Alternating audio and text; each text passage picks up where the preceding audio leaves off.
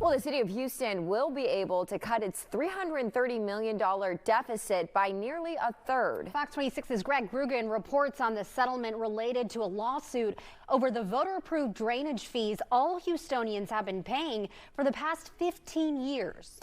Today, this will take a giant step forward in addressing our shortfall and in future years putting hundreds of millions of dollars into repairing our infrastructure. Mayor John Whitmire delivering a colossally constructive announcement.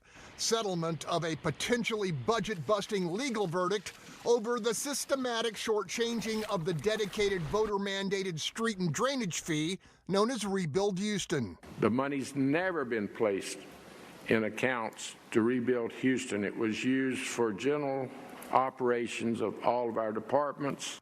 A quick review. Back in 2010 and again in 2018, voters mandated that a major chunk of their city property taxes be dedicated exclusively to street and drainage maintenance. When Houston engineers Bob Jones and Alan Watson detected that the infrastructure money was being siphoned off for other purposes, they sued, and the Texas Supreme Court eventually agreed, ordering the city to fully invest the so-called rain tax in streets and drainage as voters demanded. We now have on the table an agreement that essentially fixes the whole dedicated drainage and street renewal fund financing going forward.